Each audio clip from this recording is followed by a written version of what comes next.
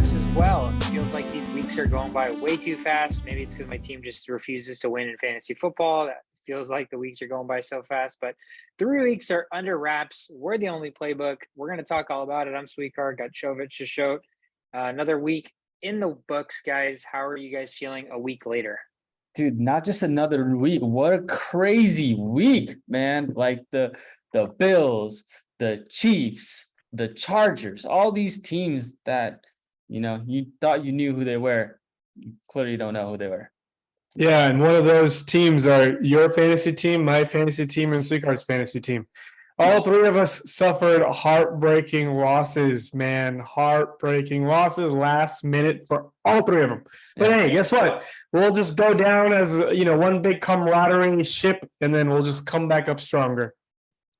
It's so crazy how narrow and how sometimes fantasy doesn't make sense, because you always have years where you score a lot of points and you don't win, and then you have years where you just don't score much and you still somehow end up winning games.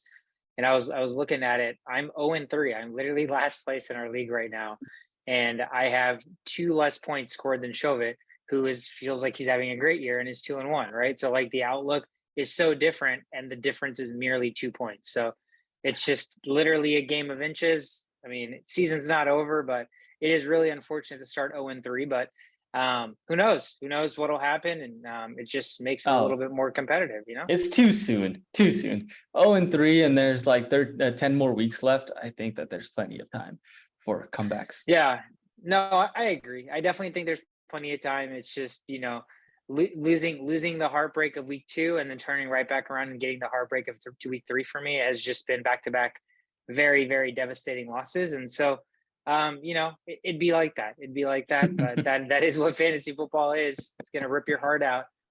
So I'm just waiting for a week where my heart doesn't get ripped out, and I'm just like, oh, my team actually did well and won, rightfully so. So let's hold out hope for something like that. So again, we'll jump into all of the action. Without further ado, let's kick things off with water cooler talk. Sayonara to the Pro Bowl. The NFL has officially announced no more Pro Bowl. I feel like this was like 10 years too long that they kept the Pro Bowl around. They're officially announcing that there's going to be skills competitions, which I feel like growing up there was already skills competitions and the Pro Bowl. So now they just, kind of like, you know what? Let's axe the Pro Bowl. Let's bring the skills competition back. But to be honest with you guys, I grew up loving the skills competitions, like all the throwing competitions, all the receiving competitions. That was way more exciting than the Pro Bowl to watch anyway. So I'm glad they're doing away with this, especially because nowadays it seems like anybody can make the Pro Bowl. Because if you make the Pro Bowl and you just don't want to play, you're like, you know what? I just don't want to play. And then they just have like your 7th backup, like Mitch Trubisky, make the Pro Bowl. So I knew the Pro Bowl was there to die the year Mitch Trubisky was a Pro Bowl quarterback. So I'm glad they did away with that, and enjoying looking and watching skills competitions versus shitty half-ass football that nobody really cares about. Yeah, they'll probably still have 7-on-7, right? Flag football going on. So at least there's some that action going on. At least it makes sense why you're not tackling people, because it's 7-on-7 flag football and not just you're just hugging them and the play's over, because again, nobody really cares. Yeah. Tampa Bay is suffering a fiasco down in the Southeast with Hurricane Ian en route. So it looks like the Buccaneers are having to move their practice, and there is a chance this Tom Brady versus Patrick Mahomes Chiefs and Bucs game on Sunday Night Football this upcoming week could be played at a neutral site. One name being thrown around is in Minnesota at US Bank Stadium, since the Vikings are traveling to London this week. So would be interesting to see the stadium play host as a neutral site to 2 teams, especially with how nice the stadium is. And who knows? I mean, it's probably very unfortunate that the Buccaneers are going to possibly lose a home game against a team like the Chiefs of all the teams. But neutral site field should pose for an interesting match. But, something that we can't control, hurricanes. So I guess it's hurricane season down in the Southeast. That's all I had for relevant news. Let's jump into the worst part of the segments, which is injuries. Oh, my leg! Shashowt, I'm going to try to run through these injuries here, but some of these words are a little too big for my lack of medical brain. So if I butcher this or something, feel free to correct me. Mac Jones has an high ankle sprain. He was having to be carried off of the field into the locker room. You saw the pictures afterwards. It literally looked like he was in throbbing pain. Looks like he got diagnosed with a high ankle sprain, unless there was something a little bit more severe in there, but is expected to miss some weeks. High ankle sprain typically from our from what we see in football is usually about a 3 to 4 week recovery process, 2 to 4 weeks maybe on the quicker side. But the high ankle sprain can be quite nagging. I don't know if there's more to his injury, but you have a word in there that I'm just going to refuse to try to pronounce. Yeah, high ankle is is a worse version of a regular ankle sprain because it not just damages your joint, but it damages higher up your leg. And one of the things it damages is something called a syndesmosis. It's between the two bones. It's like a thin layer that just attaches your tibia and the fibula together. And what Mac Jones' injury is really worrisome is that this may be much longer than expected because word on the street is the syndesmosis has been injured as well. It's either torn or ripped apart from one side or the other. And that means bad news, Bears. That means over months, 1 to 2 months, maybe 3 months. We don't know. There's not enough information. This is just from like my Twitter feed that I get from all the injuries. So just keep that in mind. If you hear this word coming up or anything, now you know what it means, and it's not good news. That is very unfortunate. It could be the Hoyer show in New England here very quickly. I don't know if anybody wants to repeat of Brian Hoyer, but that is the backup quarterback on their depth chart. And so a troubling start to the season for the Patriots, especially on the offense. And now they lose probably one of the most promising pieces of that offense. Joe Mixon, running back for the Cincinnati Bengals, also dealing with a sore ankle. He is day-to-day officially. Samaje Perine did step in while he was hurt and looked relatively decent. I know Perine's always been the backup there, but never really assumed a starting role. So will be interesting to see if this injury holds Mixon out. If it does, then Perine probably gets thrown into your lineup as a starter. Wide receiver Michael Thomas for the Saints is also dealing with a toe injury. He is day-to-day. I know the Saints, again, have this week where they're traveling to London. So that will be something to keep an eye out for, whether, the traveling and the lack of practice because the time it takes to travel to London is going to hinder his ability to recover and be ready to go Sunday morning. Shashowt, your running back, your consistent force, David Montgomery injured his ankle/knee is what they said, which is really unfortunate because that's two completely different body parts. And so if you injure both of those, that's probably pretty bad. But he was hurt. He did leave the field, and Khalil Herbert had probably the best game of his career and maybe the best game of Montgomery's career as well. So that doesn't spell, good news for Montgomery owners. Do you have anything to add on Montgomery, knowing that you have him as a player?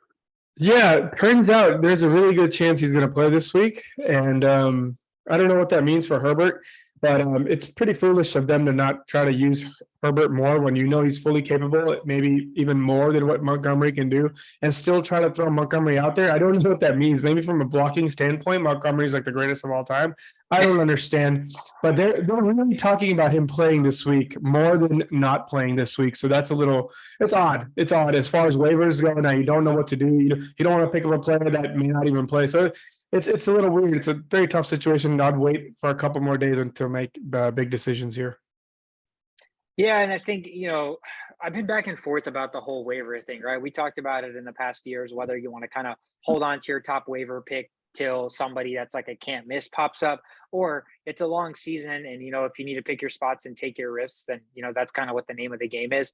The early outlook for the Bears, obviously how putrid their offense has been, how Fields has looked really, really bad.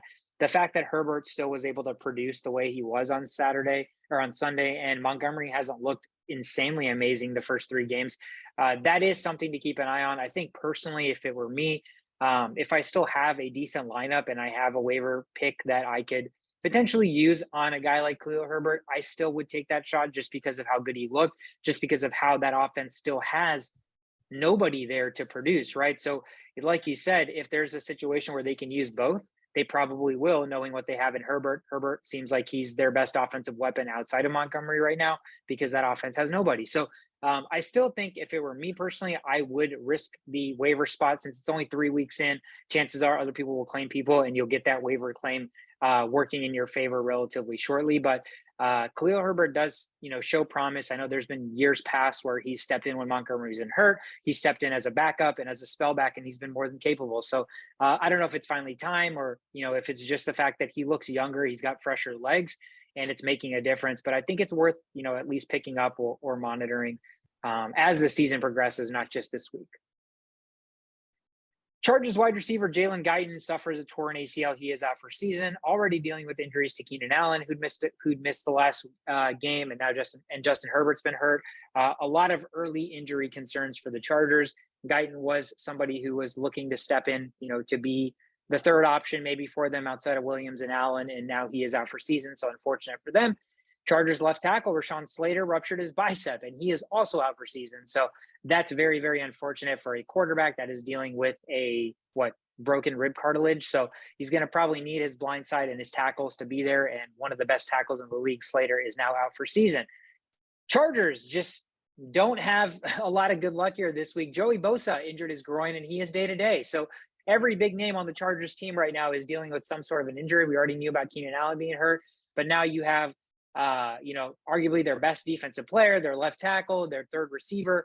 So a lot of injuries kind of early on for the Chargers. I know it's only 3 weeks in, but a team that had a lot of promise coming into this season, suffering really, really unfortunate and devastating injuries early. The guy we pretty much talked about would be an injury concern, as he is every year. And when he's on the field, he's incredible. DeAndre Swift sprained his shoulder.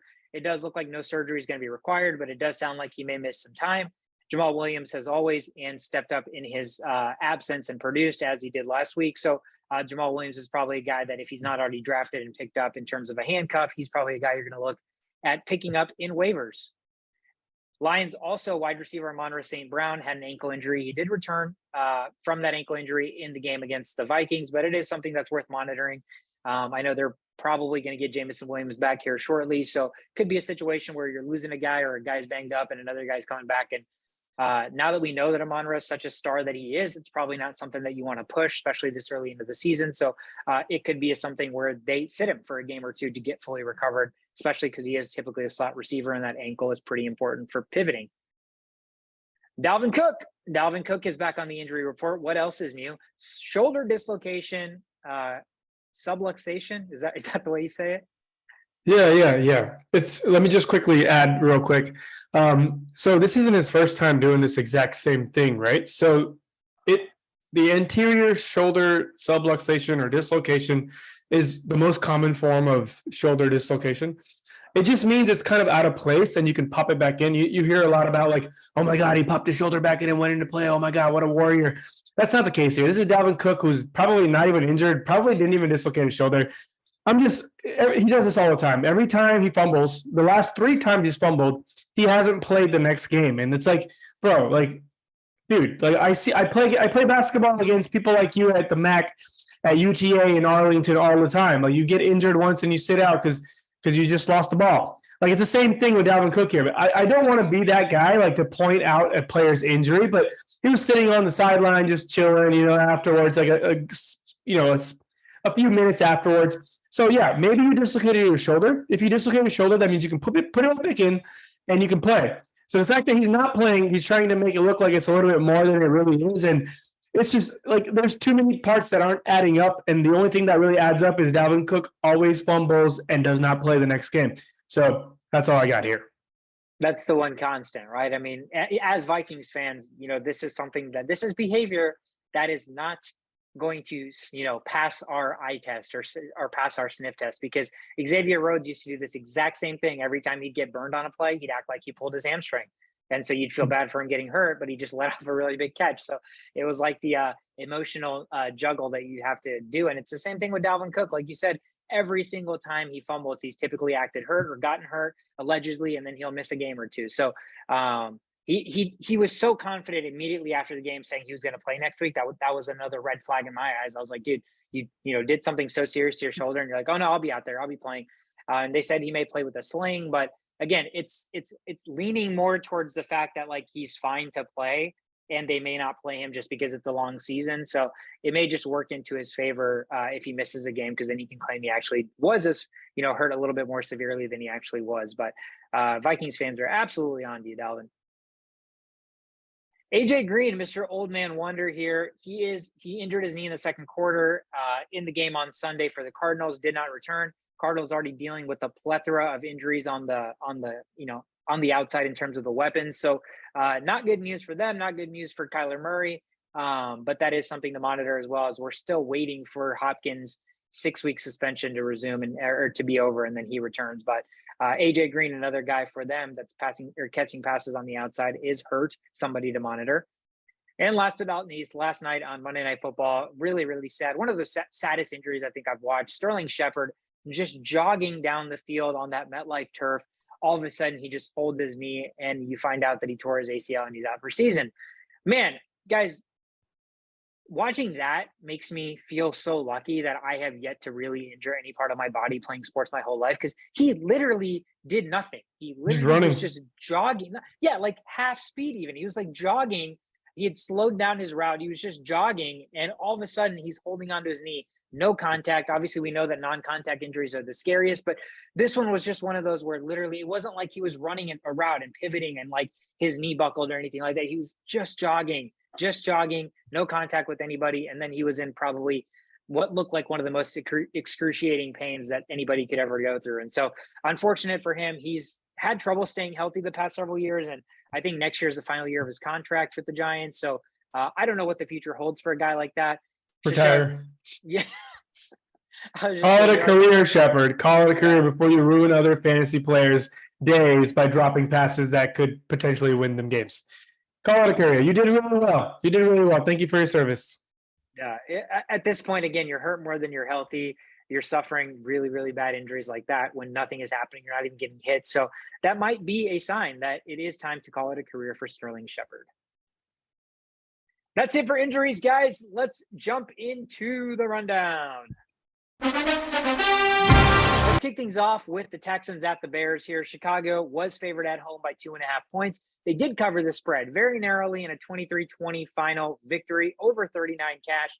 It was an ugly, ugly game. I mean, I think the only bright spot on both sides were really the running backs. Again, Shashowt, unfortunately, Montgomery gets hurt, but Herbert comes in, kind of steals the show. 20 carries, 157 yards rushing, 2 touchdowns, caught 2 passes for 12 yards. You know, I had asked one of the receivers in the pregame show when we had recorded the preview episode to step up for the Bears. And Mooney, Kmet, and Herbert each led the way with a whopping 2 catches. So no receivers have yet to come onto the scene or really act like they give a shit and trying to get open and catch balls for Justin Fields, who's still searching for that number 1 target. But again, Herbert was the guy that stole the show on the Bears side.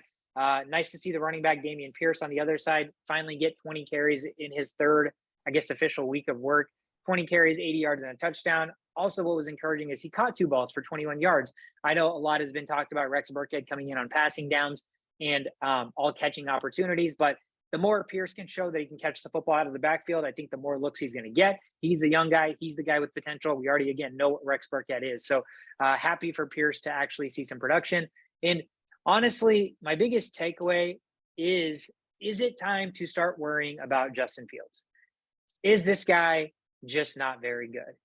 8 for 17, man, 106 yards passing, no touchdowns, 2 interceptions, 5 sacks, 2 fumbles. I mean, I get it. Your team sucks. The team around you is awful, right? But it's still clear as day that Fields isn't also helping the team's case one bit. I mean, I think he's just adding on to the problems that already ensue. I know he's not in the best situation. I know he has nobody that's getting open for him. And Herbert was pretty much the only bright spot in the entire team on Sunday. But again, when you're a mobile quarterback, when you're a first-round pick, I think you're being asked to carry and shoulder more of the load than, you know, what somebody else may be asked to do. And so right now, he's not only not carrying his own load, but he's really not helping others at all. And so I'm a little concerned about Justin Fields.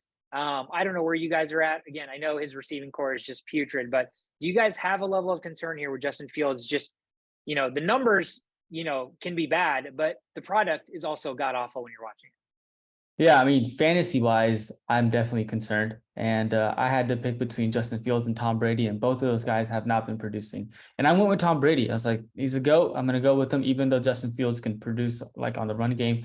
And he didn't. He didn't score as much points as Tom Brady did. But other than that, I think that you have to kind of look at, like, you know, you compare him to a guy like Jalen Hurts. Jalen Hurts is in his 3rd year, right? And he's kind of now looking like that quarterback that we kind of thought that he would be. And they got AJ Brown. They have more weapons in the receiving end. So I don't know if you kind of say that this product is just not good right now. I think you kind of have to go based off the fact that he just doesn't have any weapons to throw it to, and that may be the reason. And the sacks are not necessarily his fault either, right? Like 5 sacks, like that's on the offensive line. The offensive line needs to do a better job. This has been like throughout his whole career, like in the past 2 years, sacks have been a big thing for him, and the offensive line is just not helping this team out either. But being a mobile quarterback, that's one thing that you're supposed to like try to help your team with, right? If you're literally fast, if you're a dual threat quarterback, the one thing you're supposed to try to do is take less sacks. Is supposed to try to take less sacks. So I don't understand. Go ahead. Man, like, this is why I hate running quarterbacks. Like, Justin Fields is the perfect example of why you're still a quarterback first, right? I don't blame Justin Fields for what's happening in the Bears world right now. And I don't think it's fair to compare it to the Eagles, because the Eagles have a top 3 offensive line. The Bears have a bottom 5 offensive line. Like, you guys don't like it when I say this, but the game revolves around the line. Like, it always does. You could put a mediocre quarterback with the best line, you're going to get to the playoffs. You put one of the best quarterbacks in NFL history with one of the worst lines, you ain't making it to the playoffs. Like, we have to start from there. That's the base. We start from there, and then we evaluate players after that. So at the end of the day, I'm a firm believer that Justin Fields has the attributes to do the things he may be able to do. But when you're getting pressured, the pressured numbers aren't even on here. We have 5 sacks, but I would love to see how much he was pressured, probably double digits. And that's where his running ability helped him out. He was able to evade what a Kirk Cousins or a Jimmy Garoppolo couldn't evade. I'm sure there was probably like at least 9 to 11 pressures, and that would be like 8 sacks for Garoppolo. And we're here with 5 sacks to Justin Fields. So, at the end of the day, it's really tough. He's probably placed in one of the worst positions I've ever seen in 20 plus years of watching football for a young quarterback. Like, the team did nothing to make this team a better team or even give it a little bit of a chance. So this is a very, very tough situation for me as far as evaluating Fields. Yes, he's not doing well. When you look at the numbers, it's definitely prevalent. And even when you watch him, it's hard that he's not making certain things happen. But what can you do? What is he supposed to do when your team is literally tanking every year? And it's blatantly obvious. Yeah, I mean, you guys are right. That's why I don't want to jump the gun and say he sucks. But I think there is concern for me specifically, just because his entire career that transpired at Ohio State was built on the fact that he had a big arm and he could throw the ball downfield. But again, if you go back and watch those games, the dude had close to 10 to 15 seconds to throw the football. I mean, he was playing behind literally probably all potential NFL linemen, right? So there's a huge difference in being at Ohio State and having the best recruits and playing with everybody like people do at Alabama, and then coming into the pros, and the offensive line that you have is all of a sudden, just very league average or below average. And I looked up their, PFF is whatever it is, right? Everybody can have an opinion on it, but pass blocking grades and run blocking grades for their offensive linemen, I mean, they're pretty much middle of the pack. Like, their 2 tackles are 44th out of 70 and 38th out of 70 in pass blocking. And honestly, all of their run blocking is actually insane. They're all in the 95th percentile in run blocking. That's probably why Khalil Herbert had such a great day. But pass blocking grades, they're not great. It's not a great pass blocking team, but they're 19th out of 37th, 38th out of 70. So they're middle of the pack in terms of the NFL. And I just think that Fields still needs to be able to do more with this. I mean, again, I know his team is not good, but you're the one piece that you're building the future with, and everything else is supposed to fall in line. So I get it. I know offensive line is incredibly important. I'm not dismissing that. I just think there's been at least somewhat enough, like similar to the Trevor Lawrence last year situation, right? Trevor Lawrence last year looked awful. He looked absolutely awful. But when you looked at his grades, he was actually grading out kind of well, because with what he had, he was doing the most he could possibly do, but his team was just awful. So similar situation from our perception. But when you're actually looking at the team around him, like, his line is not great, but they're also not, they're middle of the pack, right? They're probably 16th in the league if you look at all of their blocking grades. And so I just think as a running quarterback, you just need to be able to do more. Again, it is very, very early. It's not fair. Like you said, Fields took an extra year, but the thing with Fields is, even in the year that maybe he wasn't developed fully into a quarterback, he was still insanely efficient on the ground. He was picking his spots well. He was running for like close to 50 to 60 yards a game and a touchdown. So he was still positively. Do you mean Hurts? Sorry, Hurts. Yes, Hurts was positively impacting the game, even though he hadn't fully developed. as a passer. But right now, Fields is not positively impacting the game or influencing the game in any manner is kind of what I'm seeing. And again, it was against the fucking Texans, guys. The Texans, the bottom feeder Texans. If there's a game to be like, oh, wow, let's build something, it was this one. And it just wasn't there. We wrote them off because of the monsoon, right? Weren't they playing in the monsoon game? We wrote them off for that. We wrote them off last week. It was just a 1 week sample size. And now they played one of the worst teams in the league at home, might I add. And they still look so bad. So bad. So I don't know. I'm a little concerned. I know it's too early. I know there's a ton of potential there. Let's hope they actually surround him with some playmakers and some weapons and, you know, maybe build an offensive line around him. But it's not looking good for this season, at least, because this is who they have. I mean, they're not going to miraculously get better offensive playmakers, better offensive linemen this season. So if he's just going to have to shoulder the load from this to the end of this season looking this way, like he's at risk to get hurt severely. And he's at risk to literally be so bad that it could kill his confidence. So that's the last thing I'll say. All right. So, you know, the Bears are who we thought they were. They're not a good team, but they are sitting 2-1 tied at first place right now. There's another team that wishes they could be in their spot, and their name is not the Oakland Raiders, the Las Vegas Raiders. Raiders suck, and nobody knows why. The Raiders play the Titans, and they lost 22-24. It was I have no answer for what the Raiders are doing. But I could give you one statistic on why they blatantly lost that game, and that's because of third down efficiency. The Titans completed 50% of their third down conversions. The Raiders only completed 8%. In what world did you think you were going to win this game? And you got close, 22-4.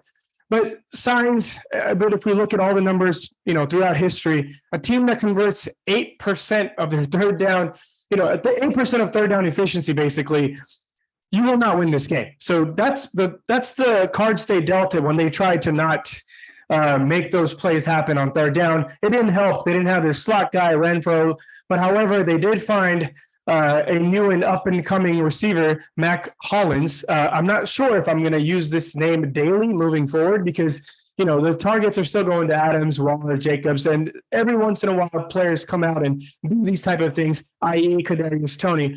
However, he loved him. What's his name? Sid from Toy Story. He absolutely loved attacking Mac Hollins late in the fourth quarter. Now, if it was late in the first quarter, second quarter, third quarter, that's one thing, but it's late in the fourth quarter. That's different. That's a next level chemistry. And we saw 10 targets go his way, just as Adams, 10 targets going towards Adams. So why aren't those 10 targets going to Adams late in the game? Well, teams find ways throughout the game to try to cover up Adams, and it usually doesn't work, but you have a guy named Aaron Rodgers at the helm, right?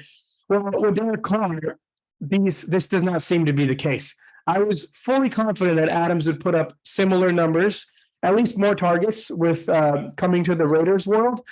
However, that doesn't seem to be the case. We're just getting lucky with these touchdowns, and I'm not sure if they're going to fix this. I hope they do, but I have not been wrong about something as deeply as this one. Adams is not the same player who we expected him to be. He may be, but he's not getting the same treatment. And I don't think that's going to change. I think they're going to have to make it a point to change that. But that would take away time from Waller and Mac Hollins, which wouldn't be the end of the world because one, Mac Hollins just came into the picture. He can easily leave. And Waller has had 3 games where he's done not that much, not that much from where he's getting drafted. Jacobs is a forgotten afterthought. I think they should start finding ways to improve that position with a more pass catching back that can do a little bit more like a Pollard type. Look for something like that. This running and pounding situation with Jacobs is not working. On the other side of the field, Henry, the ground and pound king, still finds a way to keep his fantasy managers happy by running into the end zone and finding a way to get those 6 points. Because outside of that, it was 80 yards, and that doesn't mean much in fantasy. Robert Woods making a slight little edge towards, hey, look, guys, I'm still relevant. And it's kind of working because there's no one else to go with the ball besides Derrick Henry. And I think pretty safe to say Robert Woods is going to be the benefactor. It's only 3 weeks. You guys know me as a 4-week guy before I make big decisions, but I think it's pretty safe to say Robert Woods demands the targets in time of need. And the Raiders' future is very, very bleak. Yeah, Raiders look like a hot mess, man. That defense is just something else. And then I think they sat down Josh McDaniels, right? The owner was like, hey, I need to sit and talk to you and figure out what the heck is going on. And so maybe they miss John Gruden. There's been one constant throughout these coaching changes, throughout the come and goes of Devontae's and the Michael Crabtrees, and it's Derek Carr. And I think we give him so much of a pass, being like, what's the problem with Derek Carr? Why is he not good? Why is he not good? And the assessment that I had, I think, is, again, this could totally be wrong, but until somebody tells me this is not correct, there's another reason, this is what I'm going to hold on to. Again, I talked about it. Derek Carr is a quarterback who has great characteristics that a quarterback should have, but when he's playing, the game does not slow down enough for him that it does for the elite players, where they feel like, the game is running at half speed, so they can analyze, they can process all that. Like Derek Carr, the game does not slow down enough for him to where there are times where he looks rushed. There are times where he makes really bad throws. He overthrows the football completely. It's so uncharacteristic to what he normally looks like that's what I'm latching onto or holding onto until there's another clear-cut reason. Because we blamed the owners, we blamed Gruden, we put the blame everywhere, and they still continue to do the same thing. They just got arguably one of the best receivers of our lifetime. And through 3 games, their offense looks just like dog shit still. So I think the one constant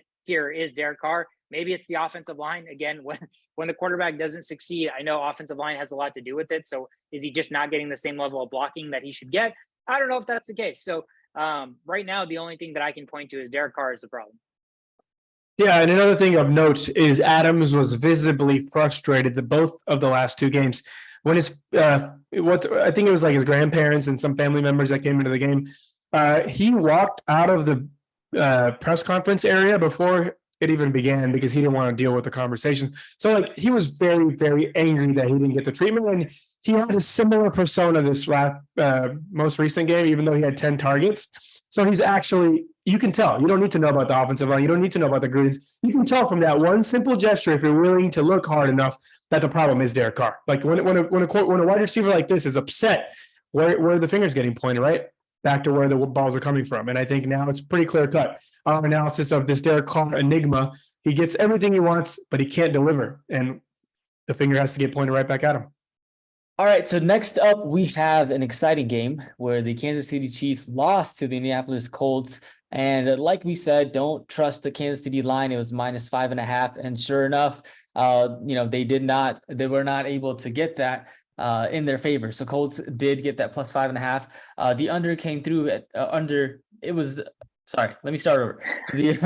The game ended with the under coming through at 50.5 points. And so it was a fun game to watch, and shocking to say the least that Kansas City ended up losing the game. And there's a lot that went on to allow the Colts to come in and win. Part of it was the tight ends and receivers stepping up, right? Jelani Woods, rookie tight end, 2 touchdowns, including the game-winning drive, help from Alec Pierce, and also Michael Pittman, who was injured last week, came back and had a strong game. Didn't see the end zone, but still provided the help that Matt Ryan needs.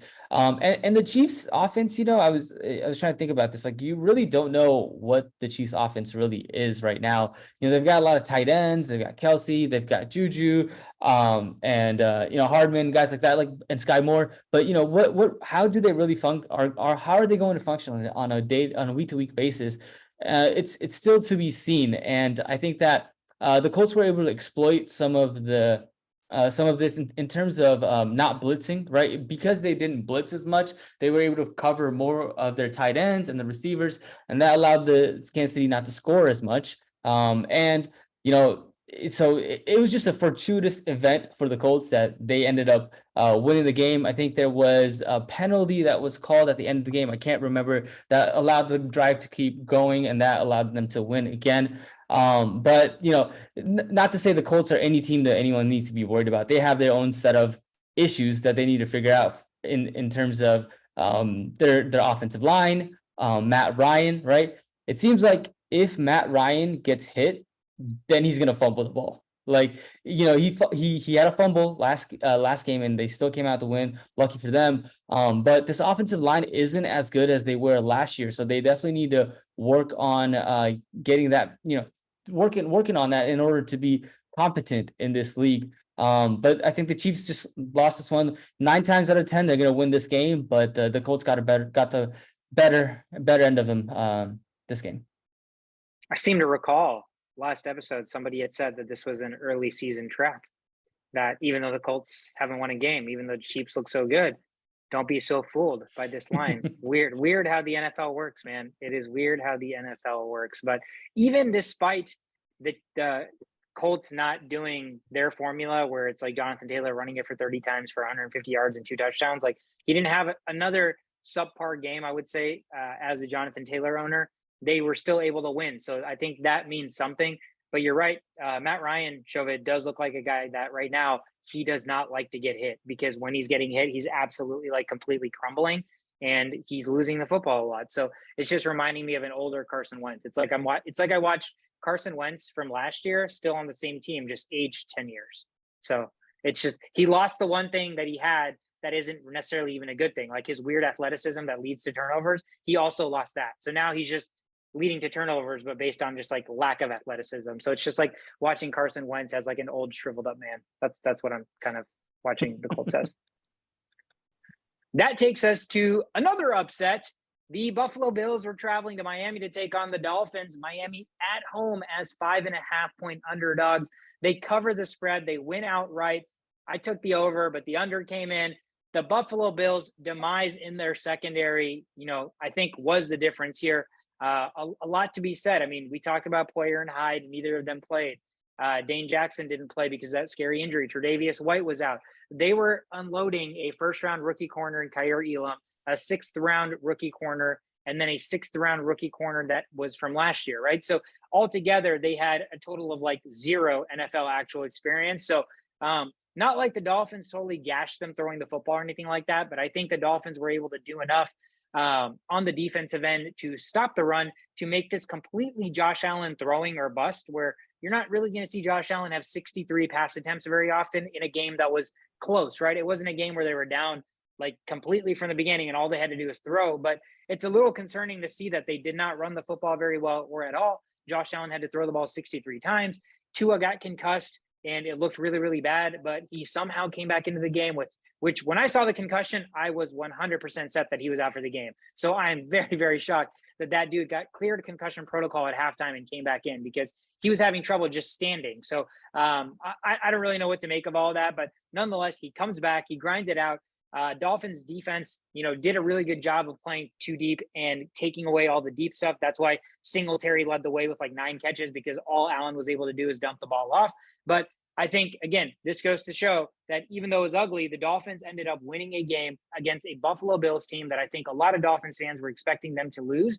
And there's something to be said now. It's not like I think I'm worried about the Bills in any sense, because I'm not. The Bills are going to be fine. But the amount of injuries that are racking up on their secondary eventually is going to come back to bite them, right? Nobody can overcome losing 2 all-pro safeties, losing an all-pro corner, losing a decent second corner, and having an entirely new secondary that's playing the game. So I think, to be honest, that was probably the difference. But other than that, again, I'm very impressed with the Dolphins' ability to, stay with this one and come away with the win 21-19. Yeah, I think more than the Bills defense, like how are the Bills offense only scoring 19 points? I think that's a lot of credit to the Dolphins defense. That's an insane amount of credit to the Dolphins defense. When you see Josh Allen throw 63 passes, you expect a lot of touchdowns, and limiting them to 19. That sounds like an AFC Championship kind of team defense to me. Yeah, they're just 1 2 interception away from all of that crumbling. But early season, they look very impressive. One thing I want to add about this game is Gabriel Davis. And part of it is because I also own Gabriel Davis, but I just don't know if this is a guy that you want to start on a weekly basis. Like there was so much preseason hype around Gabriel Davis, right? But this guy's like a boomer bust, right? Even trade him to me. Give me Gabriel Davis. I'm going to let you finish your point. And I'll take Gabriel Davis off your hands. I would love to be convinced otherwise, but even when he scored that 2 touchdown, like the touchdown on Thursday Night Football, the first game of the season, right? He had like 4 targets, and it was like a blown coverage. He got the touchdown. Yay, great. But like when push comes to shove and you need to make a catch in the red zone to get a touchdown and you can't get that catch, like and you're already getting limited targets with Diggs coming in and guys like Isaiah McKenzie coming in. I don't know if Gabriel Davis will be someone that you can really rely on a week-to-week basis. I get that this team is a high-flying offense. It's just doesn't seem like Davis is the part of that. Yeah, keep him on your bench. Just keep him Yeah, on your I mean, Diggs isn't coming in. Diggs has been there. Gabriel Davis is coming in. So you got to know what you're drafting, right? You're not drafting a wide receiver 1. You're drafting a potential wide receiver 2. Like, Diggs going to get his. I drafted Diggs 4th overall in my league because I knew the volume was coming. I'm not that confident about Gabriel Davis, but if I'm getting Davis in the 4th or 5th round, that's not so bad. I'm okay with the production that's happened so far. And it's only going to get better, right? The Bills just lost to the Dolphins. They scored 19 points. They're going to figure this out. And whoever they play next is in big trouble. And I'm starting Gabe Davis. I mean, it depends on who's on my team, but this next game is probably the best game to start Gabriel Davis. But that's just me without knowing who they're actually playing. I haven't looked into it, and I'm just talking from a hypothetical team standpoint. Depends on who's on my team, obviously. Yeah. So Gabe Davis, week 1 produced. Yeah. Would you like to have seen him have more catches? Maybe, but it's the first week of the season. He caught 4 balls, I think. He had like 80 yards and a touchdown or something like that, right? Does that sound about right? And then last week he got hurt. So last week he didn't play. Right. So this week he's coming back from being hurt, hobbling. What was it? An ankle? Yeah. It was an ankle. So as a receiver, he's coming in hobbled, right? Mm-hmm. And so he is not 100%. And what does Isaiah McKenzie and Devin Singletary leading in targets and catches tell you? What I just said. They were playing too high, and they just gave him everything underneath. That's what, again, Josh Allen throwing 63 footballs, you're probably like, if you saw just that as the first stat line before you looked at your receivers production, you're probably like, oh my God, Gabe Davis had a field day. Diggs had a field day. Everybody probably had a great fantasy day, right? But again, the reason that wasn't the case, the reason even a guy like Diggs, after having 3 touchdowns and like 150 yards, was still slowed down as well, right? It wasn't just Gabe Davis. It was Diggs was slowed down as well compared to what his usual normal statistical output is. It was the fact that the Dolphins defense is a lot better than people are giving them credit for. And the way they were playing, again, it's similar to the way defenses were playing the Chiefs. We're not going to let the deep ball beat us. We have these insanely fast receivers. So our goal is to make Mahomes throw everything underneath, check everything down. And that's what the Dolphins did. And right now, that seems to be the formula for high-flying offenses. You want to beat us? Fine, but we're going to make you make 15 passes a drive. Every single pass is going to have to be perfect. And if you miss 1 or 2 passes, it's an interception or you're going to get stopped on 3rd down, right? So it's just, they're basically playing a defense that's like the law of averages. They tell us that at some point you're going to have to make a mistake if we just keep making you check the football down 6 or 7 times. So personally, I would not be like jumping off the Gabe Davis wagon. I would not be trying to bench him. I would not be trying to trade him. I would be trying to trade for him. Because 3 weeks into the season, where he was drafted and how he's producing is not adding up. But 1 week was injury. The second week he came back from injury, so he didn't look 100%. So I don't think there's a lot of stock in him struggling early in the season. I think he's going to be a wide receiver too. I think he's going to be really good. So I personally would not be concerned about Gabriel Davis. Speaking of concerned about people, the Lions came to the Vikings home and tried to do their Giants and Lions and Vikings and Packers. And it's just, let's get something straight, okay? Vikings, when they lose on primetime, come back and spank some ass. That's what they do. And they typically do that to the Bears or the Lions. And just so happens the Lions happen to be, on the other end of this spectrum. And the final score was 24-28. Lions covered +6. The under hit at 52.5. One of the things to talk about this game, but I'll try to make it quick. One thing I have to mention is Amon-Ra St. Brown's injury is not that big of a deal. I think he'll come back and be fine. But in case he does not play, Josh Reynolds is the next man up. And if Swift is going to miss some time, which it looks like he is, they're going to try to bring him back after the bye week, it looks like. So it's what, like 2-3 weeks? It could even be 4 weeks. I don't know. But during that time, if you're down in a hole and your team's, fantasy team's not doing too hot, it might be time to take the risk and get Williams on your team so you can at least have that player for the 2-3 weeks. Because once Swift comes back, it's bye-bye back to the bench, Williams. And one thing to mention is the tight ends in this game. After that performance by Irv Smith last week. He did pretty well from a fantasy standpoint. Would have been even better if he had caught the touchdown, not dropped it. He kind of dropped more passes this game, but, caught some passes here and there, making it look like he's still part of the offense. They're not going away from Irv Smith. They do screen passes to Irv Smith. They go deep with Irv Smith. They throw to him on third down. So he's a big part of this offense. Hockenson, on the other hand, I've started him 3 weeks in a row. I've been sad, got a little happy this time when I finally got a touchdown. But I'm not sold. I'm not sold. They love to throw to the running backs and they love to throw to their receivers. Hockenson has been getting close to 5 catches a game, and it's not turning into touchdowns. Hopefully, this one is a sign of things to come. Dalvin Cook, I'm done with you, Dalvin Cook. This is my eulogy to you. Thank you for your service. I'm happy you were on our team for a long period of time, and you were great. But time to move on. I don't want you on this team anymore. I hope you score a few more touchdowns this season, because after the season, I want to move away from you. I think Madison is not injury prone. I think Madison can do everything else you can do, and he can catch passes, he hurdles people, things that you don't do. Okay. And we have plenty of healthy running backs, young running backs, youthful people that are not injury prone right behind Madison. So maybe they can learn from Madison and improve. But Cook time, I think it's enough.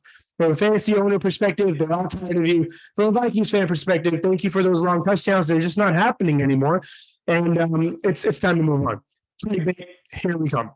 Last thing to add in this game, Adam Thielen is not done. Whoever thought he was done, I'm sorry, you don't know what you're talking about. Adam Thielen is still one of the best receivers in the game, especially from a red zone perspective. He will demand he's going to demand the ball. He's going to demand the ball in the end zone because he has that efficiency where if it's coming his way and it's a clutch time, scoring time, he will catch the ball. There's some plays, if this was like if we had like a screen here and I could point to things and we were rich and we can afford stuff like that, I would show you that Justin Jefferson was triple covered on a lot of third downs. The play that Adam Thielen scored a touchdown, there's 3 people covering Justin Jefferson at the line. And Justin Jefferson wasn't even at the line or past the line. He was behind the line of scrimmage, which means he sucked in 3 defenders to an area where the ball is not even going to go. So that left Thielen wide open. A couple of other options were there too. So just things like that. So when you think of Justin Jefferson and you own him on your fantasy team and you're like, what the hell? He's not getting any points. Well, he's not Randy Moss. He's not getting the jump ball. So what do we do next? We use him as a decoy to get other people open. And hopefully we can continue to do some things like this. So when Thielen starts being more present on the field, that leaves Justin Jefferson a little bit more open. And this whole tripling, doubling thing is a thing of the past. And then we can have Irv Smith, that's a weapon. We can have KJ Osborne, that's a weapon. Thielen, that's a weapon. And JJ, that's a weapon. And I think this is just a statement game from a Viking standpoint that there is no such thing as just one big weapon on this team. There are a lot of weapons. You're going to have to cover them all. Yeah, I saw an interesting stat, I think, with Kirk Cousins over the last 2 years. The player that has the most crucial catches on third downs or inside of 2 minutes, etc., and on targets versus catches, right?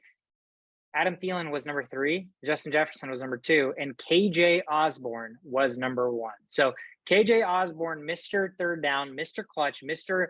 When push comes to shove, give this guy the football. I think all this did was allow defenses to be like, hey, if we triple team JJ, there are still receivers that can beat us. And so eventually defenses are not going to be able to triple team him because Thielen will get open every time. KJ Osborne will get open every time. And so once you spread that more out, then it's just going to make the offense that much more dynamic like we saw in week 1. So I think JJ will be fine long-term in fantasy. But yeah, this is a wake-up call to opposing teams that the Vikings have more than just Justin Jefferson as a receiver that is also a threat. All right, next up, we have the Ravens at Patriots. Ravens ended up winning that game 37-26, but it wasn't easy. There was a point in the game, it was 31-26 at some point, and we were thinking, or I was thinking that it's going to be a repeat of the Miami Dolphins game where the Patriots come back. But no, the defense held on at the end of the game and did not allow Mac Jones to get to the red zone. They had an interception off of Mac Jones. And unfortunately, Mac Jones got hurt, like we talked about earlier, with seems like a brutal injury. The guy was like on the floor crying, help, I've fallen, all of that. But not to make fun of his injury, but it was really sad. Anyways, moving forward, I thought that the offense for the Ravens played really well. I thought that their defense is going to give up points, and Lamar Jackson and company just need to step up and score points when that happens. And that's exactly what they did. Lamar Jackson had 4 touchdowns, and the last touchdown allowed them to get up 37-26 after I believe it was a fumble on Nelson Aguilar. Yeah, Nelson Aguilar fumbles the ball, and Jackson came back and allowed them to win. So it's just that's going to be the recipe, right? Lamar Jackson is just going to continue doing Lamar Jackson things, and the defense just has to be, good enough to not allow more points than their offense scores. And if they do that, they'll be successful. And I was looking a little bit more into this Lamar Jackson contract situation, and it seems like because I did mention it last week, and the reason why they can't come into a contract is because Lamar Jackson, as you mentioned, Shashowt, that he was his own agent. He's trying to get a 4-year contract and not a 6-year contract. So 4-year contract allows him to restructure his contract at 31 when he's still at his peak in his prime. And then 6 years, which is what Ravens want, would be like 33, a little bit lower. He doesn't get enough value because he can get another contract. So pay this man, get him what he wants, because he's going to be the reason that you win the game. On the other side of the ball, just to kind of end things off, Mac Jones, this guy just completed 3 of 8 passes when it was from 10 to 19 yards for 74 yards, and had 3 interceptions between the 10 and 19 yard mark line, right? So this guy, he's injured now, but his inaccuracies or maybe just inability to find the right receiver is causing the Patriots to have issues on and not allowing them to win games. So they need to do better on that. I know another purple team that would love to scoop up Lamar Jackson if the Ravens decide not to sign him. So stay in purple, Lamar, just not with Baltimore. Next up, we have the Bengals traveling to New York to take on the Jets. Bengals came in here at 6-point favorites, under 45 cashed, as the final was 27-12. Bengals covered with ease. Bengals finally take care of business on the offensive side and the defensive side. Joe Flacco was not having a good day. The D sacked him 4 times. He had 2 interceptions, 2 fumbles, held the run game in check too from the Bengals defense. The Jets ran the ball 20 times for 76 total yards. Joe Burrow finally protected the football, 275 yards to the air, 3 touchdowns, no interceptions. And the trio of receivers actually stepped up. Taj Boyd's been old reliable in the slot, Mr. Catching passes, 4 catches, 105 yards and a touchdown. T. Higgins, 5 for 93, got robbed of a touchdown, one of the best catches I've seen in a while. Jamar Chase, 6 for 29 and a touchdown, got into the end zone. So it looks like, when protection is there, when Joe Burrow protects the football, good things happen. So this should have been a win. This was a win. The Bengals refused to start the season 0-3 because that would have spelled trouble. And so they take care of business on the road against the Jets, an inferior Jets team. And all the usual suspects for the Bengals do well. Joe Mixon, we mentioned earlier, did get hurt. Samaje Perine came in, played well, but doesn't look like Mixon's injury is anything long-term. All right, next game we have the Eagles at the Commanders. Eagles commanded the lead and just took over this game, as the best team in football would do. And I say that no disrespect to the Bills or anything like that, but the Eagles look like the complete package. What do you fear the most? What you fear the most in a team is a strong defense, and then what else do you fear? You fear a strong running game. You fear a strong passing game. They have it all, and now they just solidified that by making Devontae Smith have the best day of his life. That just put the league on notice. I think everybody's jaws just dropped because everybody just had forgotten about Devontae Smith and just thought, well, let's just shut down A.J. Brown. Let's see what happens. Well, this is what happens, Commanders. Devontae Smith went up and got it probably better than A.J. Brown could, to be honest with you. That man's, he's got big man energy, kind of like Steve Smith. So, this is going to be a team to be really, really worried about long-term, all the way into the playoffs. I don't know how they wouldn't make the playoffs unless unless Hurts get hurts. And don't forget about Goddard, he got hurt. I don't know how injured he really is. I haven't looked into that much, but he's injured. He's injured, and that could play a big role in what happens the next few games because they don't have Zach Ertz to fall back on anymore. And let's not forget about the other side of the field. I know they only scored 8 points, but, I'm going to give a mid-podcast award to Antonio Gibson for being the next Joe Mixon. He is officially the next Joe Mixon, where even bad games, you just fall forward into the end zone to save your day. And, Joe Mixon's been the king of doing that, scrapping up his shitty day with some last minute touchdowns. And Gibson's just getting to do that with a shittier offense. So congratulations, Gibson. I will never draft you again, but you're still making the people that drafted you pretty happy.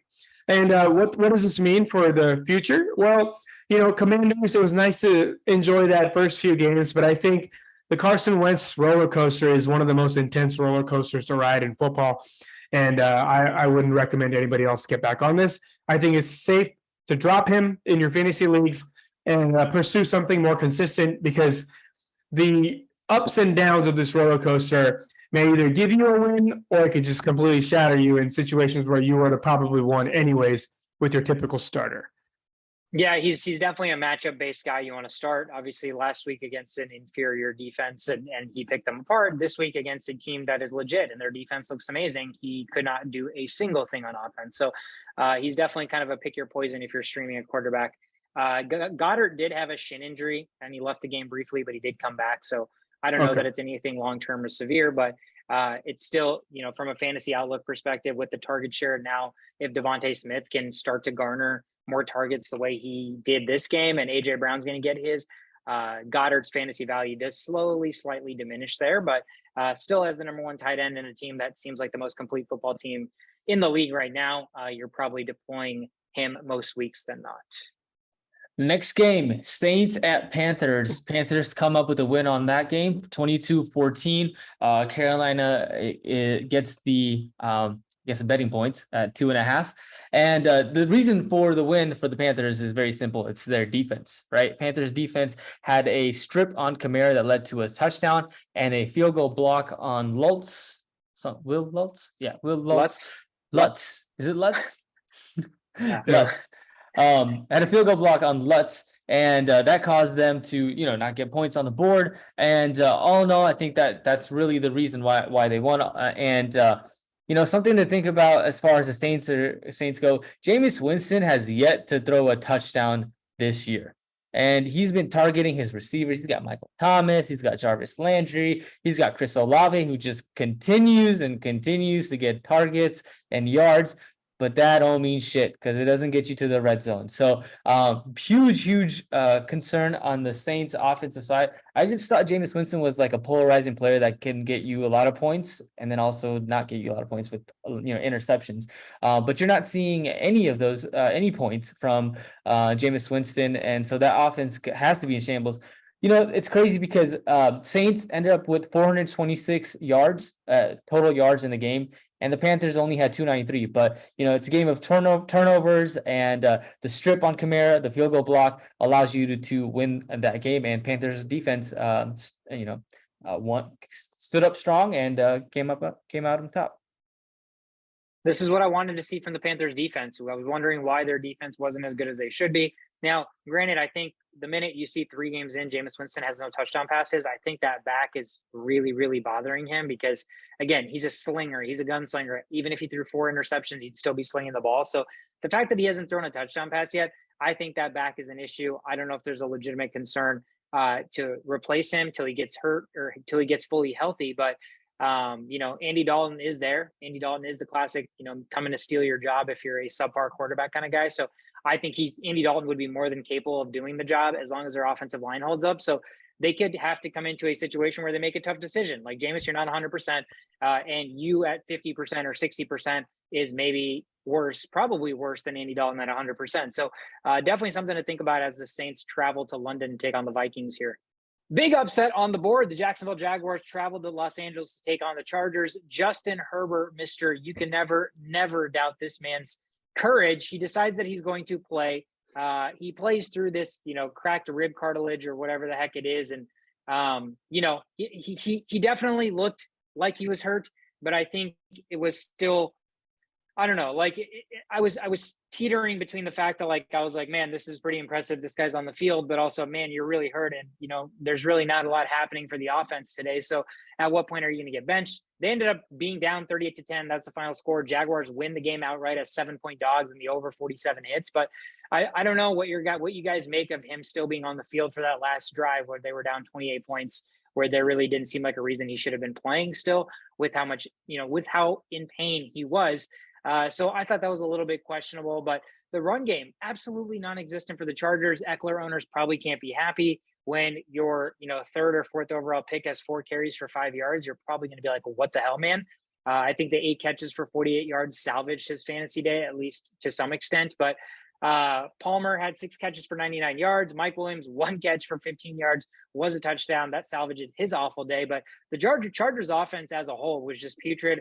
I think it has a lot to do with the fact that Herbert had limitations, man. As much as he wanted to be the hero and play through the pain, he had limitations. And I think the Jaguars on the offensive side played really, really well, knowing that, the Chargers lost their left tackle, knowing that Bosa was hurt. This might be Trevor Lawrence. Again, I said this last week, but maybe this is Trevor Lawrence's best game of his NFL career. 262 yards passing, 3 touchdowns, 0 sacks. The backfield is still owned by James Robinson, 17 carries, 100 yards and a touchdown. 3 catches and 16 yards for him. Etienne did get 13 carries himself, so there is somewhat of a split there, but only 45 yards. Caught 3 passes for 30 yards. And the Christian Kirk show, guys, 3 weeks in, he's been nothing but consistent. 6 for 72 and a touchdown.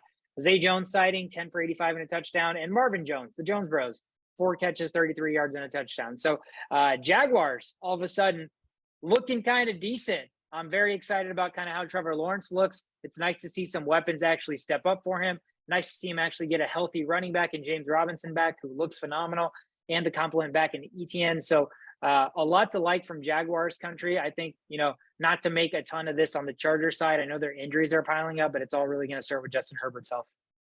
Next game up, we got the Rams at the Cardinals. Rams, man, I don't know. I'm pretty sure I kind of predicted this to happen. Last time they played in the playoffs, Rams had Kyler Murray's number. They know how to stop him. At least they know how to not let him score touchdowns, as he did not see the end zone even once this game. And, it's when push comes to shove, you have to be the better team in multiple areas. And, Cardinals did their best. They hung in there all throughout the game. And the final score was, a 1-score game. But if you watch this game, you see how dominant the Rams were. Totally just managing this game. I think the time of possession was pretty even, but that's not what I'm talking about when I talk about managing the game. I mean, like creating timely stops, stopping plays from turning into field goals. They did a really good job of that. And Ramsey, I mean, people that watch this game and they see that, the stats don't really prove anything. We'll see that Ramsey had a huge impact. He was all over the field. He was stopping these third downs from becoming first downs, and that's why he's the best cornerback in the league. And, you'll get burned here and there every once in a while, but at the end of the day, my eyes don't lie. I saw what I saw, and that man was a huge reason for this win. Cardinals' biggest flaw, like I mentioned earlier, they couldn't get inside the end zone despite a huge day from yards perspective from that offense. Hollywood looking like a clear-cut number 1 wide receiver right there. We'll see how long that lasts, but as of right now, he's doing a great job. And Cooper Kupp, man, he's one of the greatest fantasy players of all time already. And, even when he couldn't do much from the air because Matthew Stafford's just not that guy, Cooper Kupp rushes for almost 20 yards for a touchdown. So fantasy owners they just have to be so happy with what they got from him, because looking like he should have just been a number 1 overall. Stafford, I just talked about him, but I don't think he's startable at this point. This offense is not the same offense, and this defense is not the same defense. They'll come make plays against familiar opponents like the Cardinals, but against a much better team, I'm not sure if this is a startable defense. I'm not sure if Stafford can make much of what's going on with his offensive line.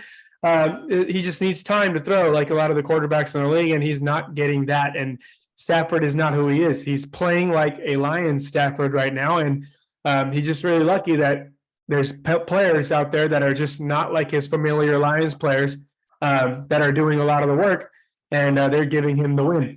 And one last thing we got to mention is trends matter, and looks like Akers is kind of running away with that lead. I mean, they drafted him high. They waited for him to come back from a severe injury when a lot of teams would have just given up. Even after a terrible week one, they still kept giving him yards, kept giving him carries, and now he's taken a hold of this backfield. I think Henderson, just like every other season in this poor guy's life, he plays really well every year, but they always just find a way to replace him. So I think that needs to be put on map as well. If Cam Akers owners are still trying to get rid of him, or probably not anymore, but if you got the benefit of the doubt and got a hold of him while you still could, you're going to be happy moving forward. Yeah, man, Hollywood Brown. I sent you guys that stat.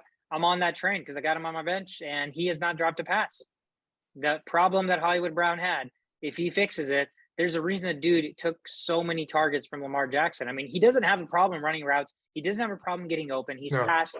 It's just, can he catch the football? And demanding 17 targets this week, 14 catches. I know Hopkins is coming back. We know that they have other mouths to feed, but that's very, very encouraging for a team as of now that seems like they're literally going to be losing every football game and going to be coming from behind. Nice. All right. Next up, we have the Falcons at the Seahawks, and I can't believe it, but Falcons actually won a game this season. So they're now 1-2. The final score is 27-23. And, I think their offense played really well. Guys like Kyle Pitts, who we were giving a lot of shit to last week, he had 5 catches for 87 yards. Talking about his separation issues, but if the guy's tall, he can jump up. If you can just you just throw high enough, he'll catch the ball. And so I think that kind of worked out for the Falcons this game. And then Drake London also playing stellar. Cordell Patterson had 153 yards, 153 yards total from scrimmage, and so offense was clicking. And for the Seahawks, I think they just didn't make enough plays when it counted to end up to win the game. Geno Smith had a chance late to come back and throws a pick at the 2-minute warning, like right around the 2-minute warning time, and that caused the game to end. But both teams, this is very evenly matched up teams. The Seahawks were only favored by 1 point. But I think that the key takeaways is this defense. These defenses are still terrible. They really need to work on, stopping their opponents. If the Seahawks defense had played, just a little bit better than what they did, they may have come out with a win. And so just expect some shitty defense from both these teams moving forward. Yeah, encouraging to see. We were talking about DK or Lockett or DK. It was one or the other the first 2 weeks, but this week being down, having to throw the football a lot with Geno throwing the football 44 times. Both guys got double-digit targets, 11 targets for Lockett, 12 targets for DK, who found the end zone. So you like to see some sort of consistency. I know those are 2 guys that were dropping on draft boards just because of the quarterback situation, but the production may be there just due to the fact that their defense is bad. They're going to be in shootouts probably if they want to win. They're going to be throwing the football a lot. And then last thing to note that game is we're still waiting for the Ken Walker show since they drafted him. But right now it's still Rashad Penny. While Penny is healthy, it's going to be Penny. Why? Because Rashad Penny is a great running back. So hopefully nobody forgets that. That takes us to a battle of the GOATs. Green Bay Packers and Aaron Rodgers traveled to Tampa Bay to take on Tom Brady and the Buccaneers. Ugly game. Final score would tell you 14-12. Green Bay wins. And the under 42 hits. This was a pick'em game, so kind of a coin toss. Again, ugly game. It got interesting at the end with the Buccaneers making a valiant effort to come back. Got the touchdown, couldn't convert the 2-point conversion. But again, the running game for both sides was such a struggle. The one thing that I said in the preview episode was going to be the constant. I was like, at least running the football will be good because both sides have good running backs. Well, no, the Packers ran it for a whopping 25 carries, 67 yards. Bucs, 14 carries, 34 yards. So Leonard Fournette, A.J. Dillon, Aaron Jones, owners all had a shitty day. Packers receivers, Romeo Doubs, slowly creeping up, 8 for 73 and a touchdown. Lazard seems like the classic is going to get 10-plus touchdowns because Aaron Rodgers' touchdowns have to go somewhere every year. So that might be a guy that people just pick up and start on random weeks because he's probably going to find the end zone. 4 for 45 and a touchdown. Again, Dillon and Jones, almost identical games, 12 carries each, 2 catches versus 3 catches. And Russell Gage sighting, guys, 12 catches for 87 yards and a touchdown on 13 targets. So the ball had to go somewhere for Brady, and it was all Russell Gage. And the last thing, we talk about 2 of the greatest quarterbacks of all time, but are these 2 quarterbacks officially quarterbacks that you probably are not going to be starting in fantasy football in the foreseeable future? What are your thoughts there? Yeah, I mean Tom Brady for me, only because I don't have any other choice. I'm probably still starting him, but yeah, man, I don't know what to do. I'm in shambles. I've got a, a bench that I don't want to get rid of. So, but most people that have two QBs, you have Kirk Cousins on your bench. You've got maybe Jared Goff on your bench. You're probably going to start those guys. Tua, you're probably going to start those guys over Tom Brady. Yeah, I mean, I'm not touching these players. There's a reason I didn't draft them. Like they're too old, and like there's too many injuries with the whole Godwin situation. Don't even know if he's ever going to come back. Maybe and then it's Julio. Like, come on, like it's fucking Julio. You think he's ever going to see the field again? That's also a conversation. Mike Evans is the only Lone Ranger that's going to come back eventually, and I just don't know. I think at the end of the season, there's going to be situations where you play Brady, especially if it's like a nemesis or if it's like, an easier defense, but everyday starting option, Brady is not one right now. Rodgers, I mean, they just love their running backs too much and they're finding ways to win. I don't think Brady is definitely more of a must start than Rodgers is, mainly because I can't believe I'm saying this, but I think Brady's going to be behind in more games than Rodgers is. And that's probably the dumbest thing I've said all year, and it probably won't come true, but I truly believe that, Brady's just not the same guy. His whole life, he's had it padded around him with great coaching and just legit Hall of Famers all over the field. And now you see what happens when he has to be an average Joe and play with random receivers. And he's not going to give you points with the legs, and it's just going to be strictly coming with the arms. And you already have a good running back who demands enough carries to take away the amount of targets that he's going to be throwing to his receivers as well. So yeah, if I had to choose somebody, I'm choosing Rodgers. If I had to choose somebody later on in the season, I'm choosing Brady. And if I had to pick matchup wise, I can only have one, I'd choose Brady. But right now, yeah, I'm not starting either of these guys. There's way too many better players. There's better rookie quarterbacks out there that I would start. Yeah, it's always interesting to look at fantasy, like the light of football from fantasy versus like just overall football, right? I mean, I think if you're just a football fan and you're playing fantasy in your first couple of seasons, you're probably like, why wouldn't I start one of the best quarterbacks of all time, or two out of having both of these, two of the best quarterbacks of all time? But they're just not consistently getting you fantasy points. I mean, again, these are guys that think at the part of their careers where, ugly football wins are going to come more often. Now, offensive line's not as great for Tom Brady, like you said, in the Buccaneers. So they're going to be, he's going to be getting sacked quite a bit. And for Aaron Rodgers, like you said, they trust their running backs a lot. And all I think either of them care about is winning the football game. So a lot of 14-12 victories where not a lot of statistics to go around.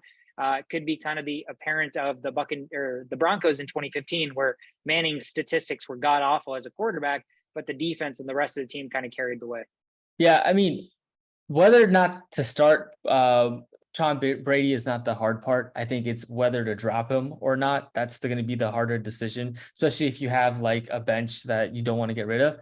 And so you really love your bench. You're like really trying to fight for an extra IR spot and shit. Man, that was I'm still we never had a response on that. So I'm curious about what was going on. I was so upset. I mean, and like now it doesn't really matter because I was able to move Pittman and Schultz around, but we'll get into that after this. But nonetheless, what I was trying to get at is the Chiefs play the Buccaneers next week, and you probably don't want to start Tom Brady against the Chiefs defense, but the Buccaneers do play the Falcons a week after that. So then you could probably, definitely start him. So I wouldn't get rid of him. I would just wait until that game.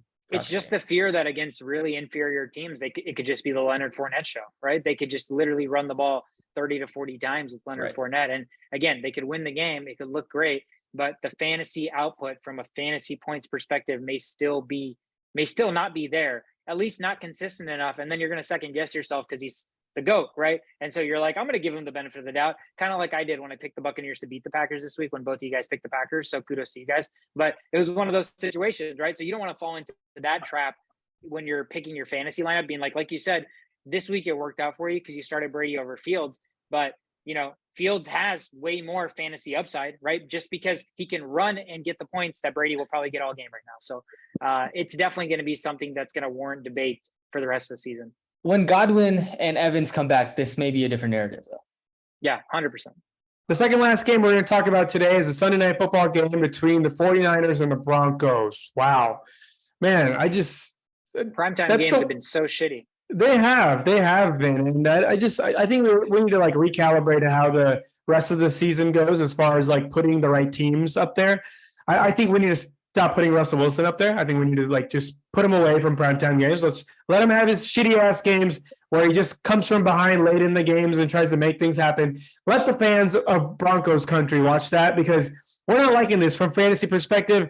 We're not seeing firepower. 49ers, what was that? What was that, 49ers? You know, so I can tell you what it was actually. It was the turnover differential. You know, like they played very close game all throughout. But the turnover differential, you know, when you are -3 in turnover differential, they had 3 turnovers. The Denver Broncos had none, I believe. And typically, I think we talked about this previously, when you have this big, wide margin of a turnover differential and you're playing against respectable teams, you're not going to win that game. There's probably a really good statistic page out there somewhere that'll back this up 100%. And a couple of other things, third down efficiency, 10%. What? You're not going to win the game like that, 49ers. And that's when you're missing Lance, right? You're missing Lance and his ability to get those 6 yards on third down. You're missing Lance and getting his ability to get the extra 4 yards on third down. You're stuck with Garoppolo at the helm. And if something is off, if there's a team like the Broncos with a solid defensive line coming towards you, you're going to struggle. That's the downside of having a pure pocket passer. And he didn't even really get first team reps majority of the year. So I think it's going to be a growing pain situation there, and they're going to find ways to beat that good teams, but it's going to come with time. And another thing is they lost the time of possession battle. Where is this running first 49ers team, right? You would think having a team like that, you would control the clock, convert on third downs and just put the other team on their toes, but all of that fell apart. They just had way more penalties than the other team. It was just every aspect of the game, turnover differential, third down conversion, time of possession, penalties. They could not take the upper hand on anything, and they only lost by a point. So that tells you everything you need to know. Still a good team. They need to figure out these errors. And once they get that stuff clicking, the usual suspects will have great games. Debo got hurt for a little bit, but I think he came back, and I don't think it's a big concern to be worried about. I am worried about the running back situation. Wilson is great, from I'll be a poor man's David Montgomery kind of a situation. That's not that great either, because David Montgomery is already a poor man's Leonard Fournette. So, you're trying to make do with what you have with the 49ers running backs here, and there's really nowhere else to go right now. They're kind of stuck in their rut. And but the good thing is they have a solid defense, in my opinion, the best defense in the league. Eagles may have something to say about that, but they are the best defense in the league, and they're going to find ways to win these nitty-gritty games as long as they take away these easy mistakes. It seemed like, very rarely do I say this, and this could just be a credit to the Broncos defense, but a lot of the 49ers play calling was so predictable. Like the plays that they were getting Devo the ball were so predictable. The plays where they were running the football were so predictable. And it just seemed like I knew what was happening. So I'm like, if I kind of know what's happening, I think the defense kind of has a good idea of what's happening. And that's why they couldn't convert third downs. And like there was a lot of stuffed runs, which you don't see very often for the 49ers. So I think the Broncos defense deserves credit. They're very good as well. But I think the 49ers still have a lot to prove. And I don't know if like this whole, Jeff Wilson is kind of the only running back means that they're going to be forced to just start lining up Debo as a running back more than not as well, just because they need a different body out there and maybe one that can be a little bit more productive. But I don't know. Very rarely do we doubt the best play calling coordinator, best mind in the NFL, and Kyle Shanahan. But I felt like a lot of the play calling was very, very vanilla. Yeah. I mean, the top 4 things, right? Like third down conversion, time of possession, penalties. When you're down by 3 turnovers, it really throws off the groove. And then it's just like shambles. Yeah. It didn't help that Trent Williams, their star Pro Bowl tackle, also got injured as well. All pro, future Hall of Famer, maybe the best tackle of all time. Yeah, that doesn't help. Yeah. Christian Darrisaw 2.0. Is that a Vikings player? Yeah, they're already comparing him to Trent Williams. So just not jumping the gun there. That's huge. All right, last game on board was the exciting Monday Night Football. Exciting if you like defensive games, not exciting if you are all about offense. So I've actually been enjoying these primetime games with all Fucking worst game of defense. my life. Yeah, so the Cowboys came out on top 23-16. So surprisingly, I actually thought the Giants would come in and win this game. But you know, the Cowboys just did what they needed to do to score. And the main point for the Cowboys is their defense. Man, that guy. Danny Dimes was getting hounded left to right. Micah Parsons, DeMarcus Lawrence, sacked 5 times. Like, man, I'm surprised. And you know, Daniel Jones did everything he could to not get sacked. Right? He was like running all over. He was the mobile. place. He was running everywhere. Bro, he was like a small 10-year-old kid playing Madden online. All he did was run the ball. I was like, I was about to rip my hand out. Yeah, sometimes he was running too much, I thought, because I think there's like an internal clock, and like after someone, so he was just out of the pocket. He's like, I ain't about to get. I mean, smacked. his line was atrocious, right? Yeah. And there was just pressure coming everywhere. So I think at some point he was like, I've had enough. And Yeah. a lot of those quick reads where he was just dropping back and running like a quarterback draw straight up the middle, they were always wide open, basically. So Yeah. I think that was good game calling or like good planning by him, but like you said, it takes away from all of the rest of the field and the plays that are transpiring. So it's such limitations with what you can do when you're just Danny Dimes running quarterback draws. Yeah. And don't forget, one last thing, and then you can take it to Shovit. Okay. I think he got hit more than any other quarterback in any NFL game. I think that's a stat after this game. He got hit more than any other quarterback. The pressures, the hits, the sacks. I mean, is just like this. How are you gonna win a game like that? Also, CD Lamb, man, that guy. I just have to bring this up. That catch that he just completely missed. How do you, wide receiver 1 of your team? You're supposed to be the leader of that squad, and you just dropped that pass. Like, what are you doing, man? I mean, Cooper Rush put that on the numbers. I haven't seen a ball get thrown like that far, just right here, in such a long time. Like, I couldn't believe how well placed that ball was. Like perfectly in stride, everything, and I think he had a redemption. He came back and scored later on. So I think that, you know, we don't forget. The people don't forget. Yeah. So some good things about the Cowboys. Noah Brown, that guy's looking like a pretty good receiver as a wide receiver too. While Gallup isn't there, he's stepping up. So good to see that on their side. And then Tony Pollard, man, that guy, we talk about him every year, and should be the RB1. 105 yards. He just looks swift. He's just out here making all these cuts. And speaking of swift and out here making all these cuts, Saquon Barkley coming from the dead out here, left swipe, running left, touchdown. Like, that was just beautiful to watch. And so unfortunate that the Giants couldn't come up with a win, had an interception to end the game. Diggs comes up, gets the pick, and then obviously we know about Sterling Shepard's injury. Unfortunate there. But I think the defense of the Cowboys is what sealed the deal. That's it for the rundown. Let's jump into awards. I got my first award here for you guys. My first award is called the Hype is Building Award. The Hype is Building. Any guesses? Yeah. Mine are so obvious. I should do a better job of these, disguising these. The Hype is Building Award? I mean, what position? Gives it away. Quarterback. Jalen Hurts? No, hype's already real for Jalen. Just making sure everybody else knew. Who'd you say? Trevor Lawrence? That is correct. It's going to my man, Trevor Lawrence, the Hype is Building Award. Back-to-back weeks. I think it took Trevor Lawrence an entire season last year to throw 6 touchdown passes, and he threw 3 in back-to-back weeks. No turnovers. So finally, some improvement. Finally, all of the money that the Jags spent in the offseason didn't seem like it went to waste. Christian Kirk actually seems like a formidable weapon, a true number 1. And again, everything else around him is kind of falling into place. Robinson's coming back way better than we expected from the Achilles. ETN still gets enough time to learn the NFL, establish himself, be kind of more of a change of pace guy. And so everybody's stepping up around him. His offensive line, I know they had picked up, I forget who they signed in the offseason, but they have a much better offensive line this year than they did last year. So Trevor Lawrence is getting the time. And again, he's producing. This was on the road against a perennial Super Bowl team in the Chargers. I know they were so riddled with injuries, but you got to take them when you can. And it wasn't like they barely won this game. 38-10 against the Chargers on the road. Trevor Lawrence playing mistake-free football. He gets my Hype is Building award. All right. Well, I have the best running back of the week award. Any guesses? Well, it could be Khalil Herbert. Khalil Herbert? Is that who it is? James Robinson. Saquon? No. I don't know. The best running back of the week award goes to Lamar Jackson. You know it can't be that easy. Come on, guys. It was not going to be that easy. Okay, well, let me just start off by saying he had back-to-back weeks where he rushed over 100 yards. He has over 10 touchdowns in 3 games.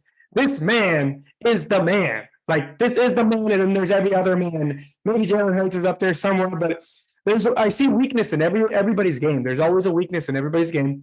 I have not seen one in Lamar Jackson, and it's been 3 years of just pure carnage. This man is good. This man is fast. Nobody can tackle him. Nobody can outbeat him. He makes an average team look so good. A team with no running options at all, with just a bunch of nobodies back there. And now Dobbins coming up. But, with no true number one wide receiver, it's just him and Kelsey 2.0, and I think it's safe to say Kelsey is Andrews 2.0 because I think Andrews is that good. He just has this connection with Lamar Jackson. They work so well. If you just look at Patrick Mahomes and you look at Lamar Jackson, they're running similar style offenses now, and Lamar Jackson has just been a little bit better in every other aspect. So I think best running back of the week, with puns intended, goes to Lamar Jackson. Sick. That totally threw me off. Damn it. I need to be better. I'm going to step up my awards game. All right. So my award is the Undertaker Award. The Undertaker. Something about death? Like coming back from the dead. Yeah, he's coming back from the dead. James Robinson. That was a good one. That's a good one. Saquon. That's a good one. It's Saquon. That's right. Coming back from the dead. First round pick last year, right? And you probably went and got him in the second round this year, and he's been producing, man. This guy, 85 yards and 1 touchdown, back-to-back touchdown games. And so if you've got Saquon Barkley and you were pretty sad from what happened last year with the injuries, he's back and he's ready to attack. Saquon Barkley, the Undertaker. Back in black, ready to attack. That's sick. Yeah, dude, I have him in my other league. I drafted him because we were live and I had the pick coming, and you guys Shashowt was like, Saquon, you got to take Saquon. And I was like, all right, I guess I'm taking Saquon. And I have been very, very happy about that. So he looks good. He looks fresh. He doesn't look hurt. He finally looks healthy, and the offensive line is not putrid. So they're actually able to block for him. My game ball of the week. Man, this guy just continues to impress me, continues to defy the odds, continues to just do things and just, not be appreciated enough. He was just so misunderstood when he first came into the league, and then he came into his own. He came into his own, and now he's in a groove. He's found his spot. He's found his home. He's found the position that he's most comfortable at. Do you guys have a guess for my game ball? My game ball goes to Mr. Unicorn himself, Cordero Patterson. Oh my God, I'm getting my game ball, Cordero Patterson too. Dude, you gotta be the ones, man. You gotta be the ones. Cordero, man, this guy just continues to impress. I cannot believe that it took this long it's been a while now, and he gets running back playing time, but now he's basically a running back, right? He's not a receiver anymore. He's a running back, and this guy against the Seahawks runs for a cool 17 carries, 141 yards and a touchdown. He did catch a pass as well, so 1 for 12. But again, defying odds. When is this shimmer going to stop shining for Cordero Patterson? We thought it was a one-year wonder. It's not sustainable. Like, this guy's not going to continue to produce. And all he does is produce in this weird Atlanta offense that, refuses to give Pitts touchdowns in the red zone. Well, Cordero does give no fucks. He's like, I'll take all the touchdowns in the red zone. I'll even take touchdowns from like 40 yards out. So Cordero Patterson gets my game ball of the week. Again, key cog in their victory on the road. It continues to produce. Sorry, I stole your game ball. That's okay. I don't think I'm going to pick another player just because it just doesn't feel right. I think I'm just going to add to it. So I drafted Cordero Patterson in the 6th round, I believe. I drafted Stephon Diggs in 4th overall. I passed up Derrick Henry, passed up Swift, passed up Dalvin Cook, got so much shit talking for so long. And now Diggs is just shitting on all of them, right? It's a PPR league. And I was screwed because by the time I picked Diggs and then I got Javonte Williams, I ended up getting Waddle, which is working out really, really well so far. My only running back I had left, I think it was much later. I think it was like the 8th or 7th or 8th round. It was much later. I was screwed. I had no running backs. There was only a couple to pick from, and it was with like Jamal Williams and those guys. And Cordell Patterson was like, hey, I'm still here. Why are people forgetting about me? What is the reason people forgot about Cordell Patterson? I don't know. It just doesn't make any sense. They just assumed a regression was going to happen. An assumption just makes an ass out of you and me. And we should just all understand that until you start seeing regression yourself, or if a player is in a new offense, or if there's somebody better to take his job, you don't give up on that player. And he fits all three of those categories. And, I think the Falcons are very, very aware that the reason they were even close in the first game and the reason they won this next most recent game was mainly because of Cordell Patterson. So good job, CP. We should we should be buying mini footballs and putting their names on it and just mailing it to them and be like, hey, you get the only playbook game ball of the week, man. Congrats. It's a great idea. What the fuck is this? Just throw it in the trash. I don't know what the fuck this shit is. But that'd be kind of cool. Should be like a little keychain that they can put on. Yeah, I like something. Yeah. Shovit, you tripling up? I am not tripling up. I originally had Lamar Jackson. I'm going to call an audible. I'm going to do somebody else. You're a big audible guy, man. I love your pre-snap adjustments. Started from the Oakland Raiders. Okay. Goes to the Dallas Cowboys. And now has found a new home. This guy. Any receiver. Any guesses? Started from the Oakland Raiders. Yeah. Amari Cooper. Went to the Cowboys. That's right. It's Amari Cooper. That's right. Amari Cooper gets the game ball after getting 7 receptions for 101 yards and 1 touchdown against my Pittsburgh Steelers. But this guy, he looked good. He was making those cuts. He was getting open. And I think Jacoby Brissett could even get a game ball for that game for being as accurate as he was. But Amari Cooper, man, this guy has produced back-to-back touchdown numbers and over 10 targets in both these games. And he's looking really good with this team. And you got to be happy if you drafted Amari Cooper. So Amari Cooper, you get the game ball for getting 19.6 points this week. Congrats, Nidarshan Nalanathan. Those are the awards, guys. Let's jump into recapping our moneymaker. I feel like I should just start giving out my entire list of bets that I send you guys on the podcast versus just giving the one bet out, because I try to find one bet just to keep it concise. And we took the over the Bills and the Dolphins with Tua getting hurt, with kind of weird things happening in that game. There was like a big lull in the game where scoring wasn't happening, even though early on it looked like it was going to be points galore. So the under came in there. So we did lose that. That brings the season record to 2-3, which sucks because I had an insanely amazing week betting from a prop perspective, right? I mean, the cream of the crop to kind of put the cherry on top was the game against the Cowboys and Giants on Monday night. Like, I wanted some action. I wanted to bet something, but everything was so gross. Like, I didn't know who was going to win because it was a coin toss. I didn't expect a ton of points to be scored, but I hate taking unders. And so I was doing I was having a really hard time of finding a prop or something. And the only 2 bets that I liked were field goals and sacks. And those aren't, sexy or fun to take, but dude, they kicked 5 field goals in the first half and the over was 3.5 at plus money. So it was just it's really nice to see when you have a hunch or you do some research and it actually comes to fruition correctly the way you intended to.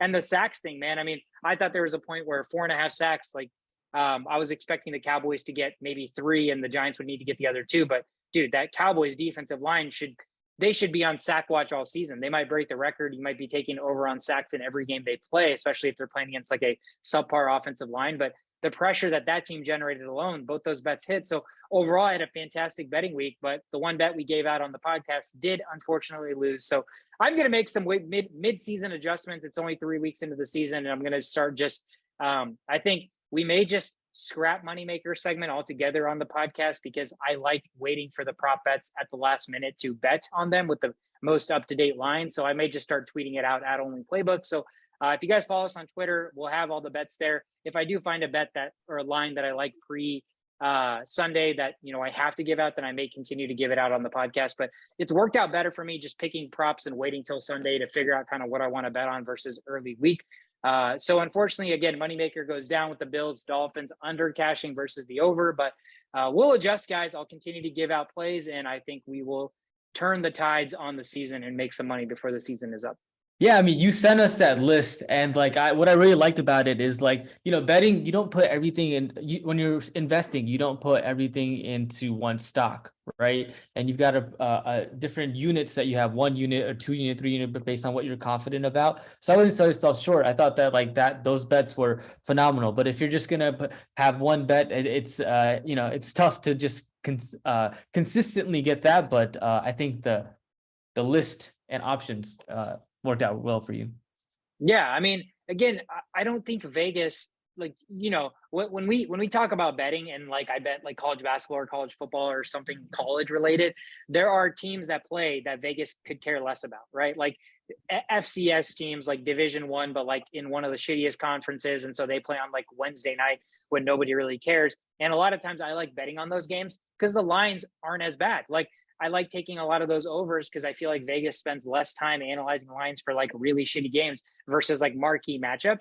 And that's how I feel about a lot of these props, right? Like Garrett Wilson has been demanding targets and catches, and his over-under on catches was 4.5 and his yards was 48. I mean, he had 4 catches and 45 yards after like the first drive. So like those are the spots I'm trying to find and trying to put out there because, again, Vegas isn't caring about the Jets rookie wide receivers over on props versus, very more marquee things. And so, again, that was another one. Like I thought the Miles Sanders longest run for over 14.5 yards was a good one. And he had a 13-yard run. So I lost, but I feel like I would take that bet 10 out of 10 times because they're a run first offense and they can run the ball really well. So for a running back to break a 15-yard run doesn't seem all that improbable, right? So again, things like that. I'm hoping to put out more winners, but again, we'll get to betting. I'll tweet at Only Playbook on Twitter. So turn those notifications on closer to Sunday and hopefully we can get back to winning some money. Let's end the episode real quick with previewing the Thursday night game that's coming up here in 2 days. The Dolphins are going to be traveling to Cincinnati to take on the Bengals, 2 teams coming off wins. We talked about Cincinnati avoiding going 0-3. They are 1-2 after beating the Jets. Now they come at home, take on the Dolphins, who have a lot of uncertainties. We don't know Tua's injury, the severity, if it's a quick turnaround, if he's going to be able to play. I know he came back from the concussion, but I think there is still some stuff that's lingering there. So I don't know. I still think that's something to watch out for. The line gives me more reason to believe that that's something to watch out for because the Bengals are favored at home by 3.5 points, over under at 47. With how impressive the Dolphins defense has been. Right. With how impressive that Dolphins defense has been, with how bad the Bengals offensive line has been, this line spells that maybe Tua's not going to play. It's a short week and maybe they're going to have their backup quarterback, because that was the other thing about the Chargers line last week dropping. Now, Herbert got to play and he played and it was bad, but I think there's a reason that line is not making sense with the way the first 3 weeks have transpired. So Bengals, again, at home, favored by 3.5. Obviously, you're probably looking at this game as a game to deploy just about everyone. I don't know of any fantasy player, Joe Mixon, Joe Burrow, Higgins, Chase, and then, Waddle, Hill, probably, maybe Edmonds, maybe Tua if you're streaming, but I'd feel pretty comfortable starting Tua against the Bengals as long as he's healthy. And, I don't know. I don't know about the running back situation for the Dolphins, or if you guys have any thoughts, but it seems like it's kind of like one or the other, and there's not a ton of volume. They're just scoring based on touchdowns, and that's never like a player that you want to start or feel confident starting. Yeah, if Tua doesn't play, it's Teddy Bridgewater, right? Yep. I mean, yeah. And he is who we think he is. So it's just kind of like, I that totally diminishes the whole Waddle and Hill experience. I feel like the minute Teddy comes in, but who knows? Again, they can still utilize those guys on those screens and just have them do a lot of yards after the catch type stuff. But I don't know. I thought the line was a little bit fishy. I don't understand why the Dolphins would be that big of underdogs against the Bengals with that bad offensive line. But they are playing on a short week. Again, there are injuries to be had on both sides, so something to watch out for. Anything else you guys have on this Thursday night football matchup? Don't forget the Bengals are wearing their white on white Bengals action with the white Bengals helmet this game, so that's something to look out for. That's it. That's the episode, guys. I know we always run long. There's a lot to recap. We appreciate you guys sticking it with us. If you're watching on YouTube. You can listen to us on any of the podcast platforms. Follow us on Instagram, Twitter, and TikTok at The Only Playbook. Thank you guys so much for tuning in. Have a great week. We'll see you guys in a couple of days.